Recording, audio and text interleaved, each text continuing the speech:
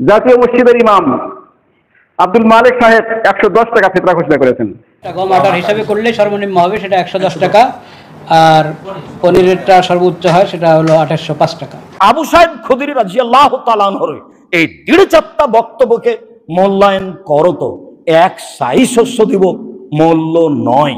ফারাদা রাসূলুল্লাহ সাল্লাল্লাহু আলাইহি সাল্লাম যাকাতাল ফিতরে সাআন মিন শাইরিন ওয়া সাআন মিন তামর, 100 জব 100 খেজুর, আলাল আবদে ওয়াল হুররে ওয়াল যাকারে ওয়াল উনসা ওয়াস সাগীরে ওয়াল কাবীর মিনাল মুসলিমিনা, দাস দাসী স্বাধীন পুরুষ নারী ছোট বড় সকল মুসলমানের উপরে ফিতরা ফরজ। ফকির মিসকিন যা আছে সবকেই ফিতরা দিতে হবে জরুরি। ও সেই কালেই তিনি মূল্যকে নাকচ করেছেন।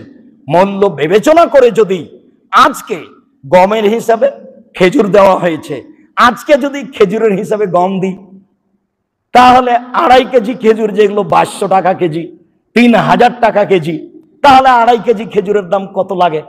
6000, 7500, 7500-এ যা গম পাওয়া যায় তাই দিই।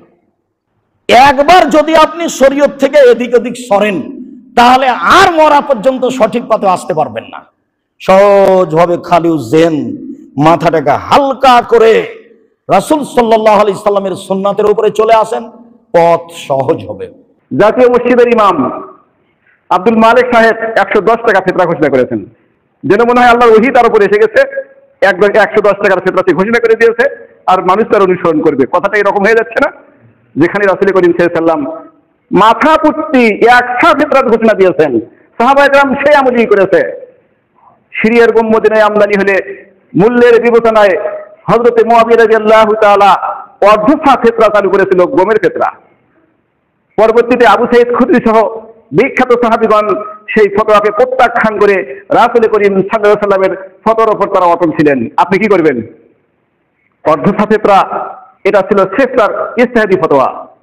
এই ফতোয়ার উপর তিনি অত কঠোর ছিলেন না।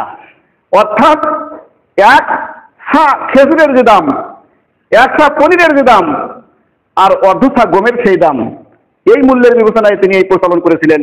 পরবর্তীতে সাহাবায়ে কেরাম এটাকে প্রত্যাখ্যান করে বিশ্বনবী মুহাম্মদ রাসূলুল্লাহ সাল্লাল্লাহু আলাইহি সাল্লামের আদর্শ অনুযায়ী, নিয়ম অনুযায়ী ফিতরার নিয়ম চালু রেখেছিলেন। অতএব অর্ধসা ফিতরা ভুলেই একেবারে বেদাত, ভুলেই অন্যায় হবেই না।